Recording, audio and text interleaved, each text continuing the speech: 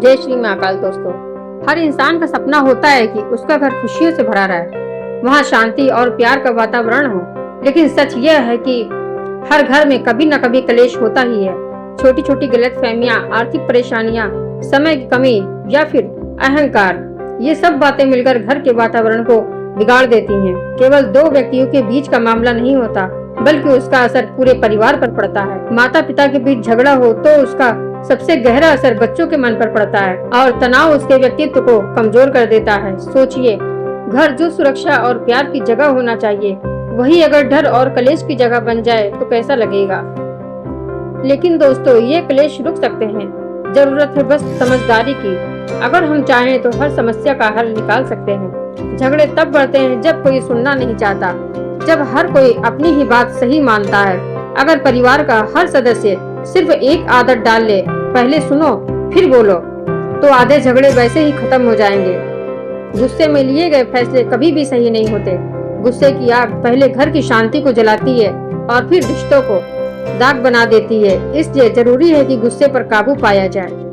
जब भी गुस्सा आए, तुरंत जवाब देने की जगह चुप रहना सीखें। हो सकता है उस समय चुप रह जाना रिश्तों को टूटने से बचा ले। दोस्तों, कलेश का सबसे बड़ा कारण है सम्मान की कमी। अगर पति पत्नी, माँ बाप और बच्चे, भाई बहन सब एक दूसरे का सम्मान करें तो घर में कलेश कभी नहीं होगा। याद रखिए, रिश्ते बराबरी पर चलते हैं, एक दूसरे को छोटा दिखाने से नहीं। मैं आपको एक छोटी सी स्टोरी सुनाती हूँ। एक परिवार था जहाँ रोज झगड़े होते थे। माँ बाप छोटी छोटी बातों पर लड़ते, भाई बहन भी आपस में खींचातान करते। धीरे धीरे घर में हंसी खत्म हो गई, बच्चे चुप हो गए, बुजुर्ग अकेले पड़ गए।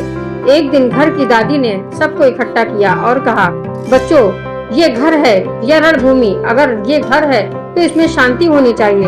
अगर रणभूमि है तो लड़ाई जारी रखो, लेकिन याद रखो, घर की दीवारें तब टूटती हैं जब उसमें प्यार खत्म हो जाता है। उनकी बात सबके दिल को छू गई। उस दिन से सब ने तय किया कि अब गुस्से की जगह प्यार देंगे, गलतियों पर चिल्लाने की जगह समझाएंगे और एक दूसरे की भावनाओं का सम्मान करेंगे। धीरे धीरे उस घर में शांति लौट आई। दोस्तों, अगर आप अपने घर को कलेश खत्म करना चाहते हैं, छोटी छोटी आदतें बदलनी होंगी। रात को सोने से पहले कभी झगड़ा अधूरा न छोड़ें। अगर संभव हो तो सॉरी कहकर ही सोएं।